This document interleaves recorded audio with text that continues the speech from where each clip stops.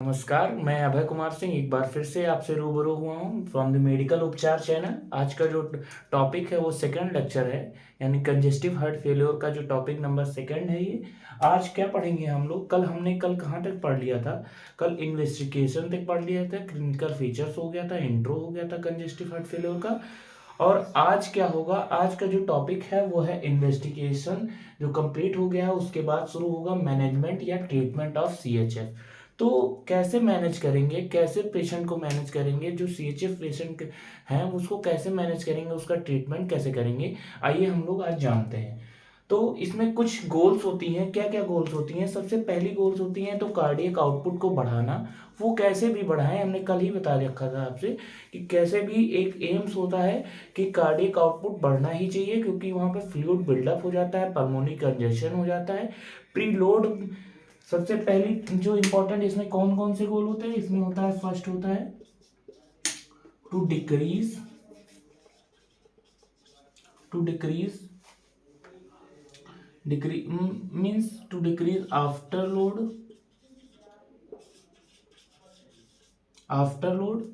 Means afterload को decrease करना। मतलब क्या होता है? आफ्टर लोड समझ लीजिए सिस्टोल।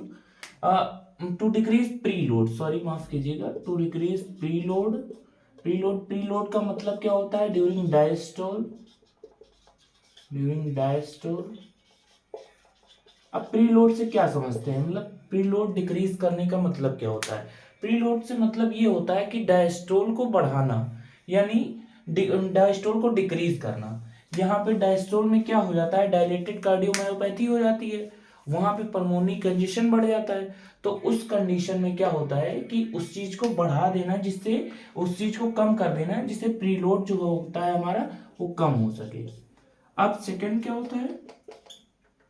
आप लोग हमने बताया था सिस्टोलिक हार्ट फेलियर और डायस्टोलिक हार्ट फेलियर में।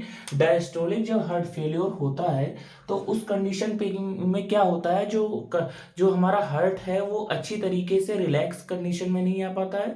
वापस अपने उस रिलैक्स कंडीशन में क्यों नहीं आ पाता है? क्योंकि वहाँ पे स्टिफनेस हो जाती है, हार्डनेस हो जाती है, जो वहाँ का मसल्स है वो रिजिड हो जाता है। ठीक है। सेकेंड क्या है? टू इंक्रीज आफ्टर लोड और force of contraction. Force of contraction या आफ्टर लोड से क्या समझते हैं? फोर्स ऑफ कॉन्ट्रैक्शन को बढ़ाना मींस सिस्टोलिक जो फंक्शन है उसको बढ़ा देना हार्ट का। To increase systolic function of the heart means systolic function अगर बढ़ जाएगा तो हमारा कार्डियक आउटपुट बढ़ जाएगा, क्योंकि जो हार्ट है वो प्रॉपर तरीके से कॉन्ट्रैक्ट हो पाएगा, जिसके वजह से जो कार्डियक आउटपुट है वो बहुत अच्छी तरीके से, यानी कार्डियक आउटपुट जो होगा वो बढ़ जाएगा। तो सिस्टोलिक फेलियर अगर किसी हार्ट में हो रहा है तो अगर हम लोग इनके उसका एम बनाएं कि उसका जो प्री लोड है वो बढ़ जाए तो हमारा कार्डियक आउटपुट फिर से मेंटेन हो जाएगा। तो ये सारी दो कॉजेज है। थर्ड कॉजेज क्या है? अगर थर्ड कॉजेज क्या है? To decrease afterload. अगर हमको आफ्टर लोड डिक्रीज करना है, यानी सिस्टोलिक जो फंक्शन है कार्डियक, जो सिस्टोलिक फंक्शन है यानी फोर्स ऑफ कॉन्ट्रैक्शन को अगर कम करना है तो उसमें कुछ चीजें हैं, जैसे कि कुछ मिसलेनियस ड्रग थेरेपी को अप्लाई करना पड़ेगा। ड्रग। अब वो कौन कौन सी कंडीशन होती है वो आगे चल के हम लोग जानते हैं कि कौन कौन सी कंडीशन होती है, क्या हो सकता है, पेशेंट को क्या सजेस्ट करेंगे, कैसे ड्रग थेरेपी देंगे, स्पेसिफिक ट्रीटमेंट क्या होगा, यानी हम लोग ड्रग से कैसे उस पेशेंट को फिर से ठीक कर सकते हैं या फिर से क्योर कर सकते हैं पेशेंट को। तो आगे चल के हम लोग देखते हैं वो क्या टॉपिक्स हो सकती हैं, क्या इंपॉर्टेंट स्टेप्स हो सकते हैं। सबसे पहले हम लोग क्या स्टेप लेंगे कि पेशेंट को कंप्लीट बेड रेस्ट जरूरी होता है, मस्ट कर देंगे। First, patient must have to complete bed rest or restricted bed rest. Bed rest. It means, इसका मतलब ये है पेशेंट का जो अगर पेशेंट बेड रेस्ट करेगा तो उस कंडीशन में, किसी भी रेस्ट के कंडीशन में जो ऑर्गन होगा, विसरल ऑर्गन होगा, वो कम उसका काम करेगा। यानी काम तो करेगा, लेकिन जो हम लोग वर्किंग के टाइम पे या फिजिकल एक्टिविटीज के टाइम पे जो हार्ट हमारा जिस तरीके से काम करेगा, वो अभी रेस्ट के कंडीशन में कम काम करेगा। तो इसका मतलब क्या है, जो हार्ट पे फोर्स पड़ रहा है, यानी हमारे हार्ट पे जो लोड पड़ रहा है वो डिक्रीज हो जाएगा, जिसकी वजह से हार्ट को कम काम करना पड़ेगा, इसलिए ये हो जाएगा। अब सेकंड क्या है, सेकंड है जो डाइट सजेस्ट करेंगे पेशेंट को, वो लो साल्टी डाइट होगा। लो साल्टी डाइट होगा, स्मॉल और फ्रीक्वेंट कंडीशन में फ्लूइड लेंगे, और हम लिखते चलते हैं कि लो साल्टी डाइट, लो साल्टी डाइट और रिस्ट्रिक्टेड सॉल्ट फूड्स। मतलब पेशेंट को किसी भी कंडीशन में जो साल्ट्स होते हैं, वो हमारे जो साल्ट्स होते हैं उसमें सोडियम की कंडीशन होती है, जो कि इलेक्ट्रोलाइट बैलेंस के लिए जरूर हेल्प करती है, लेकिन वो हाइपरटेंशन यानी ब्लड प्रेशर को बढ़ाने में भी मदद करती है। यहाँ पे क्या होता है, पेशेंट जो प्रेशर होता है, सिस्टमिक प्रेशर और पल्मोनरी हाइपरटेंशन और सिस्टमिक हाइपरटेंशन वो ऑलरेडी बढ़ा हुआ है, तो इस वजह से जो पेशेंट को लो साल्टी डाइट देने को बोलेंगे, सजेस्ट करेंगे। थर्ड कंडीशन क्या होगी, थर्ड कंडीशन होगी पेशेंट को ट्रॉन्कलाइजर देंगे। ट्रॉन्कलाइजर क्या होता है, ट्रॉन्कलाइजर वो ड्रग्स है जो कि पेशेंट को सिडेट करता है। सिडेट मीन्स क्या होता है, सिडेट मीन्स नींद आना होता है। तो पेशेंट को जिस दवा से नींद आ सकती है, यानी पेशेंट जो होता है वो डिजीनेस होगा, उसको दर्द होगा, तो वो उसकी कंडीशन अच्छी नहीं होगी, तो पेशेंट को ज़्यादा से ज़्यादा मतलब अच्छी तरीके से ये करेंगे कि ट्रॉन्कलाइजर देंगे। ट्रॉन्कलाइजर, सम ट्रॉन्कलाइजर मैं बता रहा हूं, जैसे एग्जाम्पल लोराज़ेपाम या डायज़ेपाम, ये ट्रॉन्कलाइजर हैं यानी सेडेटिव ड्रग्स हैं। फोर्थ क्या होगा, डायूरेटिक देंगे। डायूरेटिक क्या होता है जानते हैं हम लोग, डायूरेटिक्स। फोर्थ डायूरेटिक्स देंगे। डायूरेटिक्स क्या होता है, डायूरेटिक्स वो सब्सटेंस है, वो चीजें हैं, वो ड्रग्स हैं जो इंक्रीज कर देते हैं sodium, it increases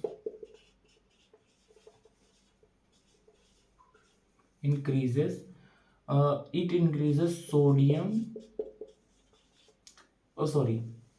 it increases excretion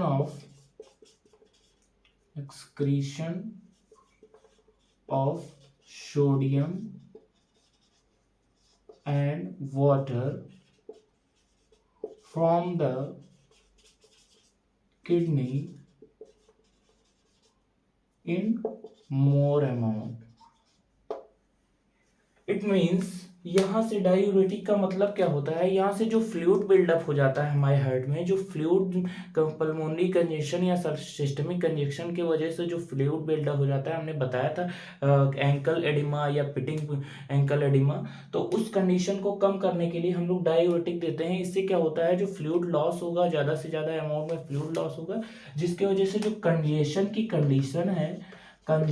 condition उसको कम कर सके। कंजेशन जो वर्ड कहाँ से आया है, कंजेशन से ही बना है, कंजेस्टिव हार्ट फेल्योर, CHF में C क्या है, कंजेस्टिव है, तो कंजेशन से ही क्या बना है, कंजेस्टिव हार्ट फेल्योर।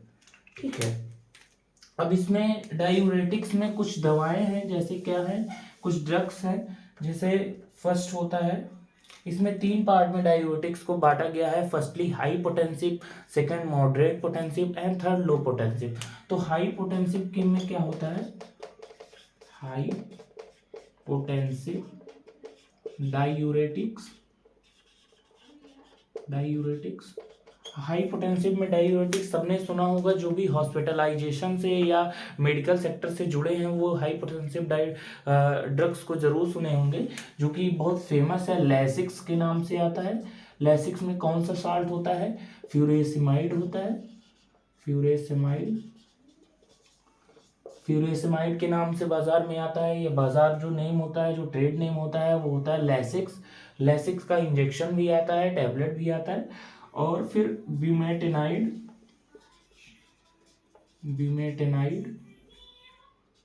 ब्यूमेटेनाइड किस नाम से आता है बाजार में, ब्यूमेट के नाम से आता है। तो ये जो होता है, ये 2 ड्रग्स जो होते हैं वो हाई पोटेंसिव हो जाते हैं। अब मॉडरेट भी होंगे, मॉडरेट पोटेंसिव डायूरेटिक्स। मॉडरेट पोटेंसिव डायूरेटिक्स कौन कौन से होते हैं, मॉडरेट पोटेंसिव डायूरेटिक्स जो होते हैं वो होते हैं thiazide. Firstly thiazide and thiazide होता है, और बेंजोथायाजाइड, ये 2 ड्रग्स होते हैं, इसके एग्जाम्पल्स होते हैं। और थर्ड होता है, अब लो पोटेंसिव डायूरेटिक्स भी होगा, क्योंकि मॉडरेट होगा, हाई होगा, तो कहीं ना कहीं लो भी होगा। लो में क्या देखेंगे हम लोग, लो पोटेंसिव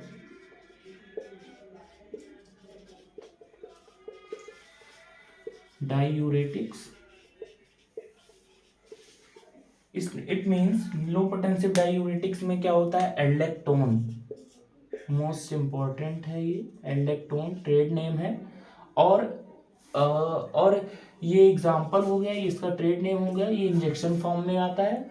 अब इसके बाद कौन सा सबसे मोस्ट इंपॉर्टेंट जो ड्रग्स है जो कि कार्डियोलॉजी में आते हैं, वो कौन से ड्रग्स हैं, हमने 4th नंबर लिया था। फिर 5th में क्या आता है, 5th में आता है कार्डियोग्लाइकोसाइड्स होते हैं। कार्डियोग्लाइकोसाइड्स क्या करते हैं, कार्डियोग्लाइकोसाइड्स का जो मोस्ट इंपॉर्टेंट फंक्शन है, इट इंक्रीजेस यानी बढ़ा देते हैं, क्या बढ़ा देते हैं, force of contraction of the effective heart. It means force of contraction का बढ़ना क्या हो जाता है, मतलब सिस्टोलिक फंक्शन बढ़ गया पेशेंट के हार्ट का। तो यहाँ पे सिस्टोलिक फंक्शन बढ़ गया, तो कहीं ना कहीं कार्डियक आउटपुट जो होता है, कार्डियक आउटपुट इंक्रीज करेगा ही करेगा। तो अब कार्डियोग्लाइकोसाइड्स का एग्जाम्पल क्या होगा, कार्डियोग्लाइकोसाइड्स का एग्जाम्पल जो होता है वो लोग लाइनॉक्सिन या डाइजॉक्सिन, इसका ट्रेड नेम होता है लाइनॉक्सिन। हाँ, सोडियम ग्लाइकोसाइड्स, कार्डियोग्लाइकोसाइड्स कौन से ट्री से बनता है, ये एक ट्री से बनता है, कौन सा ट्री है, डिजिटेरियस। एक मिनट, ये बहुत इंपॉर्टेंट है, इसीलिए इस पर ज्यादा जोर दे रहा हूँ। ये जो होता है वो डिजिटेरियस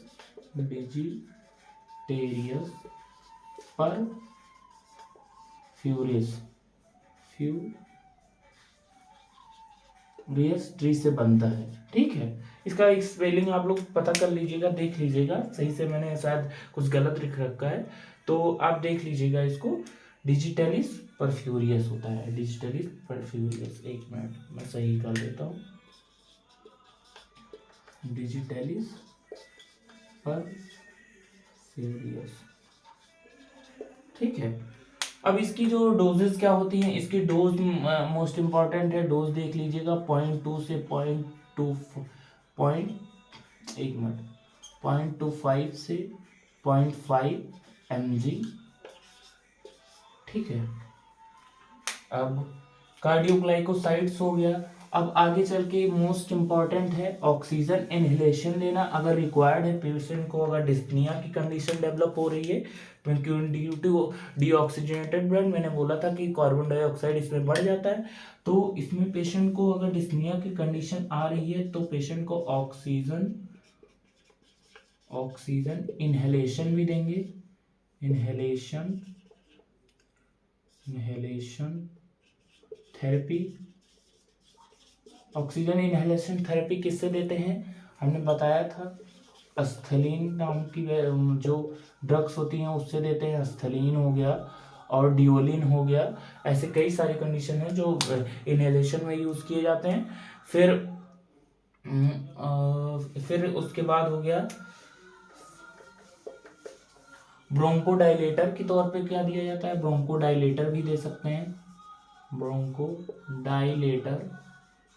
ब्रोंकोडाइलेटर में कौन कौन से आते हैं ड्रग्स, ब्रोंकोडाइलेटर में आते हैं तो डॉक्सोफाइलिन, एग्जाम्पल डॉक्सोफाइलिन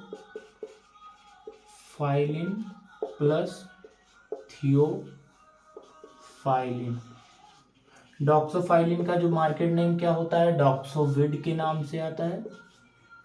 डॉक्सोविड, इसकी डोज भी होती है, इसकी डोज होती है 400 mg बीडी। इसकी डोज जो होती है 400 mg बीडी होती है। तो इतना सारा जो मोस्ट इम्पॉर्टेंट जो मैंने बता दिया है, मोस्ट इम्पॉर्टेंट जो स्टेप था, जो मैनेजमेंट था, वो मोस्ट इम्पॉर्टेंट यही है। फिर इसके बाद में जो पेशेंट को कैसे ड्रग थेरेपी देंगे, कैसे उसको मैनेज करेंगे, वो अकॉर्डिंग टू कास्ट, जो लास्ट जो हमारा है लास्ट स्टेप, वो पेशेंट को according to cause, patient treat